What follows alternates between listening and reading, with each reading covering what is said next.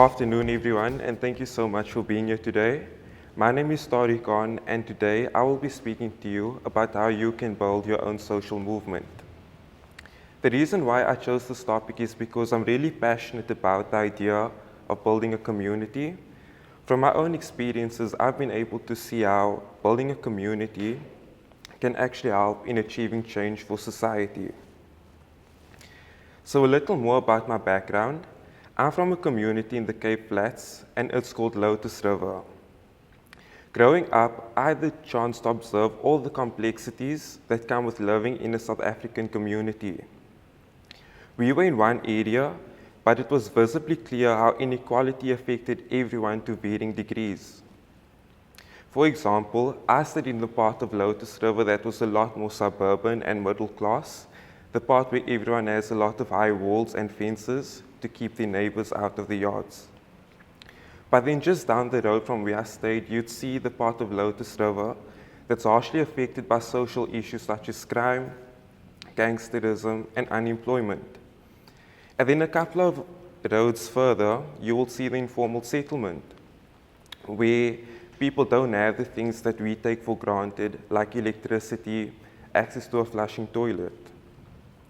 So for me growing up, I never had to travel far and wide to understand inequality in South Africa because of how close to home it was. It was in my community. So after I saw the inequality in Lotus River, I was inspired to play my part in trying to achieve development. I found that in this, I had a passion for connecting with others and having a positive impact in the world that we live in. From that point onwards, I became a member of a local NGO and a volunteer to help others. The purpose of my presentation today is to share some of the reflections that I have on what it takes to build a community or social movement. What many people don't realize is that an advertising degree is so impactful, you can even use it to uplift others. Before I continue, I'd like you to think of one issue that you're passionate about, and I'd like you to imagine what the future could be like if you actually drove this issue and achieved your vision for society.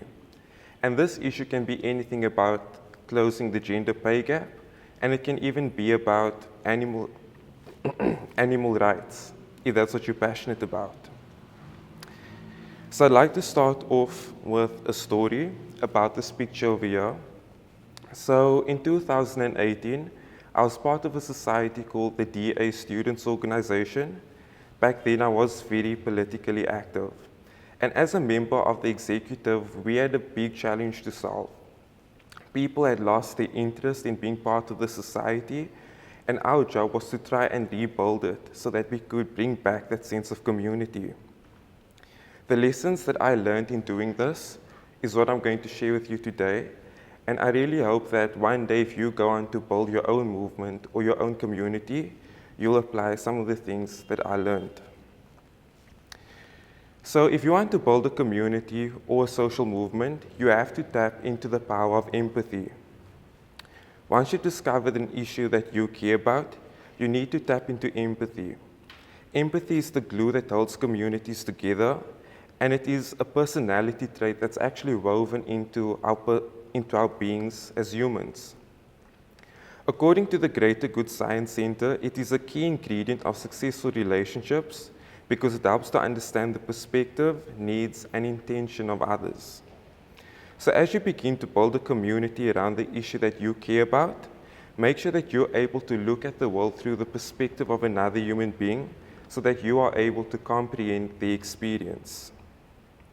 When I worked with a team on building the society I was part of, I realized that people were more likely to show an interest in what you had to say, and they were more interested in being part of the community when they felt that people genuinely cared about them and their well-being. And then I want to tell you a short story about a social movement called Equal Education. So many years ago, there was a school in Khayelitsha, and its infrastructure was absolutely terrible. It had about 500 broken windows, and none of the infrastructure there actually worked. So a group of activists got together, and they started one campaign to actually fix the school. This campaign was so successful that the NGO was recognized nationally, and it has continued to win so many victories for education in South Africa. I believe that this demonstrates the power that empathy has. Just your ability to connect with another person could spark a movement that changes millions of people's lives in one country alone. So after you've empathized with people, the second step to building your movement is to come up with a strategy to overcome the issue. So this is the part of community building that I've noticed many people struggle with, and it's the part that you have to use strategy. What's challenging about this is that it involves a lot of negotiating with your members because you want everyone to be on the same page with how you're going to tackle the problem. Another challenge that many people face when it comes to strategizing is actually implementing all of the ideas. The reason for this is because I think that people's attention sometimes get caught in different directions, or they don't really have the tools to implement what they want to achieve.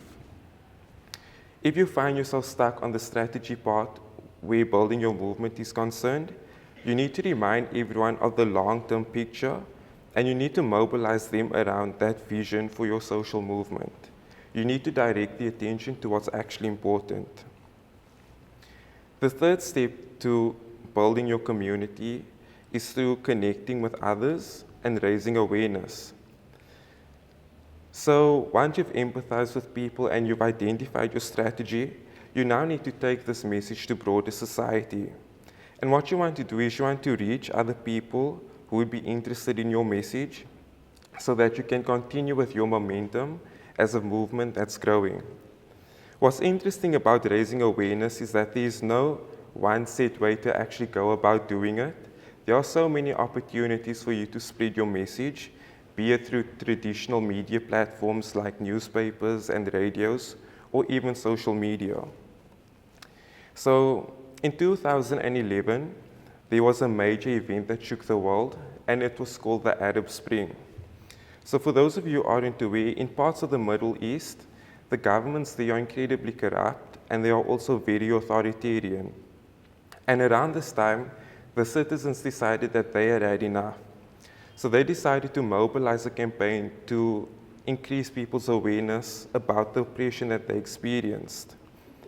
And when it came to reaching the world to share their stories, they used social media. According to research, 9 out of 10 Egyptians and people who live in Tunisia say that they used Facebook in order to organize protests and to spread awareness. That demonstrates the power that communicating your message over media platforms has.